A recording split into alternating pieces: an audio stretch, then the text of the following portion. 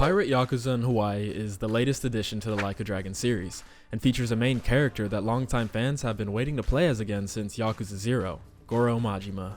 You could play as him in Kiwami too, but we don't talk about the Majima saga.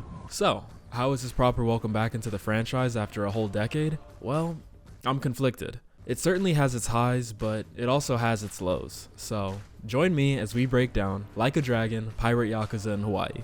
Still such an insane title for a game. Pirate Yakuza has a very strong intro. The premise of the game is as follows. You wake up on a random island in the middle of the ocean, struck with the most cliché ailment you can give a protagonist, amnesia. As Majima crawls on the sand, dying of thirst, a boy and his pet tiger, Goro, find him on the beach and give him water. This in turn revives him from near death, and we learn that the boy's name is Noah, a new character that will stick with Majima throughout the entire game, basically becoming what Haruka is to Kiryu in the first game. After some pirates turn up and start picking on Noah, Majima realizes he needs to make a choice.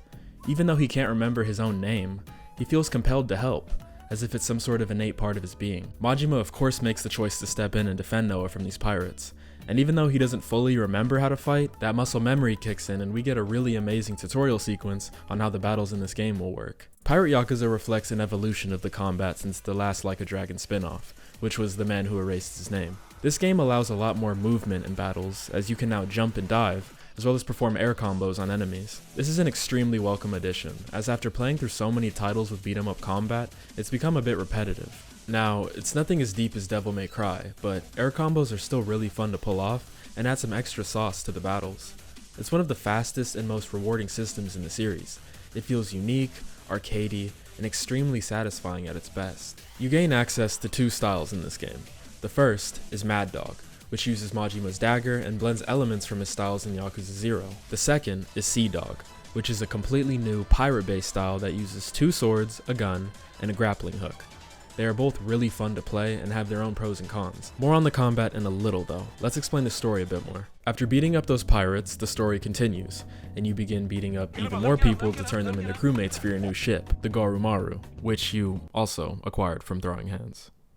Anyways, as the game goes on, we build the main crew, which includes Majima, Noah, Goro, Noah's dad Jason, and Masaru. The main plot focuses on the race for the missing Esperanza treasure, and the story focuses on the different factions competing to find it first. Majima's crew are of course on the hunt, but there's also the former Yakuza living on Nella Island, the Palakana cult from Infinite Wealth, as well as new pirate factions found in Madlantis, which is a whole new open world area that will feel familiar to fans of the series. That's because almost every release has an area with a coliseum and minigames, just with a new coat of paint. In older games that was Purgatory, in the last spin-off game it was the Castle Barge, and in this game it's Madlantis. Now, I won't break down every plot point in this game, but I am here to review it for you, and after finishing the story and doing a ton of the side content, I can say overall, there is a lot of solid stuff here. The story itself unfolds how you would expect from a typical Yakuza game. Although there are highlights and good moments, as usual, a lot of the main story quests feel like filler. There are a lot of missions that force you to try side content that can be annoying, but there's also a lot of back and forth between areas,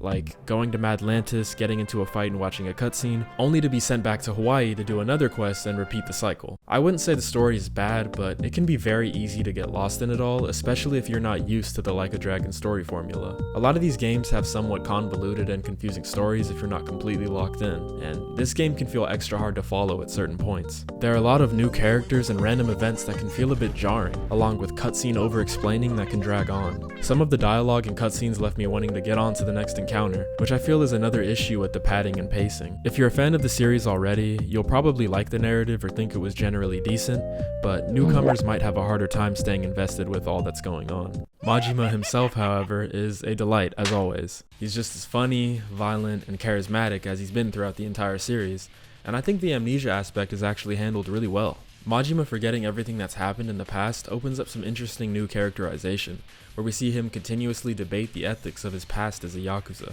The amnesia also allows series newcomers, or those who haven't played all of the games, to have a good entry point with this title, as, similar to Majima, they too will have no idea what the f is going on. Most of the new characters are solid and serviceable, although I never found myself particularly attached to any one of them. There are a few standouts that join your crew, but for the most part, I really didn't care all that much about what happened to them, besides those that were brought back from older games like Saejima, Nishida, and Minami. I really wish these characters were more at the forefront of the game, as the newer editions never really did it for me personally. These three have their moments, but I think a narrative where they are more involved throughout would have made for a much more interesting story. Saejima especially should have had a larger role in my opinion, but I wasn't left disappointed by any means.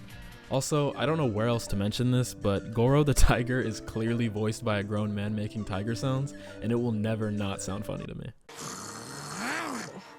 Goro.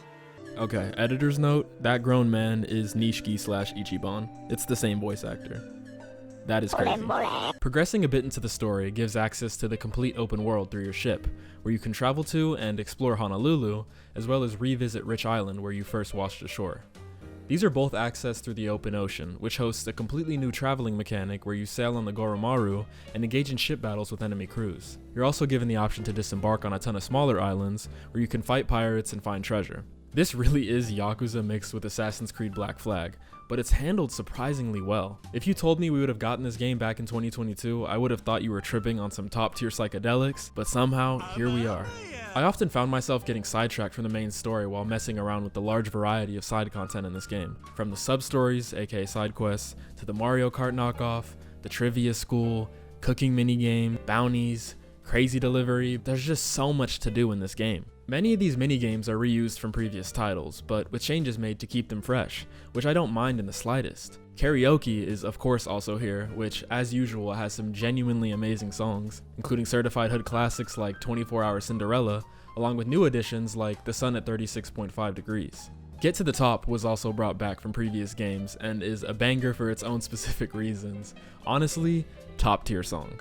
The new Madlantis Coliseum also boasts new engagements to fit the pirate theme. This time around, you use the Goromaru for ship battles with your crewmates in 4 separate modes. With different tiers of difficulty, anyone can mess around and have some fun with the ship combat here. The crew system is also very in-depth, and you can assign up to 30 crew members in total, which includes boarding, a support squad, and a main crew that controls cannons and machine guns. There is a lot of customization and tuning here.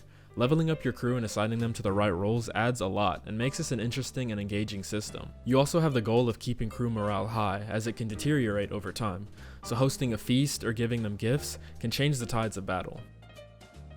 My fault. The Goromaru itself has a lot of options to adjust, with customizable cannons, machine guns, rocket launchers, sails, the hull. Basically everything can be changed to your liking, just like with the clothing.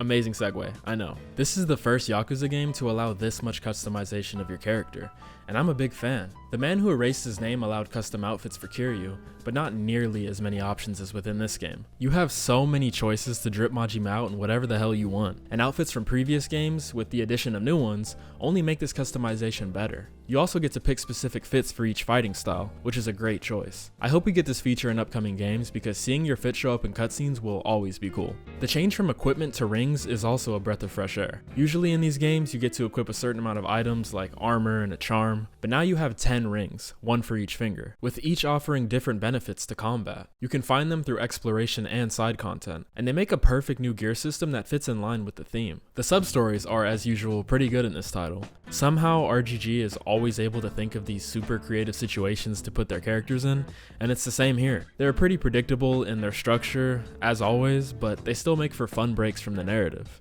No complaints from me. Even though the minigames and side content are a huge benefit to Pirate Yakuza's complete package, it brings me to a slight point of criticism. Almost all of the side content rewards you with either reputation points, money, or both. To unlock and upgrade abilities, you use both of these currencies, the same way ability upgrades worked in the first spin-off game. This is a good system, but if you play a lot of the side content and use those rewards on upgrades, you very quickly become way too strong for your own good. As a note, I always play these games on the hardest difficulty.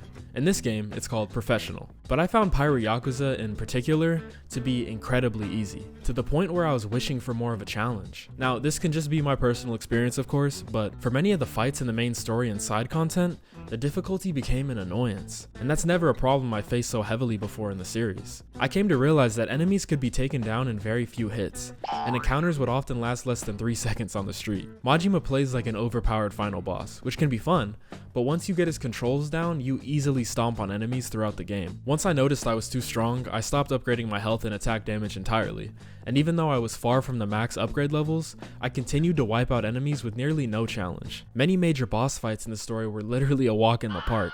And I don't mean that as a flex, I mean that it unfortunately detracts from the fun of the combat. And it sucks because the combat itself is so well designed and rewarding, but you don't get to capitalize on it when enemies are so squishy and collapse in 4 hits. It shouldn't feel like a punishment to pursue side content. And although I'm sure this was unintentional, more balancing was definitely needed. If you've played Pirate Yakuza, let me know if you've had similar experiences with the difficulty. Ship battles were mixed and luckily felt much more even, but from my research, it seems I'm not the only one who felt so overpowered in the hand-to-hand encounters. I don't want to harbor on this for too long, but I think a leveling balance for enemies would work wonders. There is no harder difficulty than professional at the moment, and I think that if enemies scaled to match your upgrades, encounters would feel a lot more fair and less like a grown man taking kids' lunch money. Amidst all of that, I still really respect the commitment that RGG, the developers of this series, have to making whatever the hell they want. Love or hate the games, it's commendable that they're able to release new titles this often at this level of quality. Of course, if you play every game like me, you'll notice the reused assets and the similar overall structures, but you'll also recognize the consistent level of attention to detail and the vast amounts of side content that make it worth the purchase every time. Pirate Yakuza is no different in that regard. The story and setting feel especially unique to other Yakuza games, due in part to the usual Like a Dragon writer Masayoshi Yokoyama letting Judgment series writer Tsuyoshi Furuta take the reins for this entry. This is also the first game in the series where Japan is completely inaccessible, which I think is pretty interesting. As mentioned before though, Hawaii and the entire open world itself has a ton of activities to do. There's always something on the map to distract yourself with. I think that's the main positive of this game. You can always find some fun here regardless of what kind of player you are. I have my gripes with the story and writing, but I can still safely say I had fun with this title. I plan to play more and see what else this game has to offer, so I would consider it a success. I've definitely been critical of aspects, but we have to criticize the things we really care about in order to see improvement. After playing nearly every game RGG has made, I can still say this is a solid title, and I recommend it to those who are fans of the series. I think newcomers can definitely find enjoyment here too. The unique approach and spin-off nature of Pirate Yakuza allow it to be a fun starting point for those who have never touched the series. I also think the dub for this game is pretty great, and that's from someone who always plays these games in Japanese. So if you're not a fan of reading all the time, that option is here too. All in all, I'd give Like a Dragon Pirate Yakuza in Hawaii a B+. It has a lot to offer, the story is serviceable, the combat can be a lot of fun, and the open world is super unique and engaging. I'm glad we were given another chance to play as Majima in his own full-fledged game, and there was a lot of fun to be had throughout. Also, the post-credit scenes were really great additions, and they conclude the game well in the overall Like a Dragon narrative. But thank you for watching this far in the video, and spending all this time listening to me talk about this game. It means a lot. If you enjoyed the video, a like would be appreciated, but of course, you're not obligated to. If you like gaming content or the style of this video, subscribe. I like to talk about random media and things that interest me, so stay tuned for more of that. Bye for now.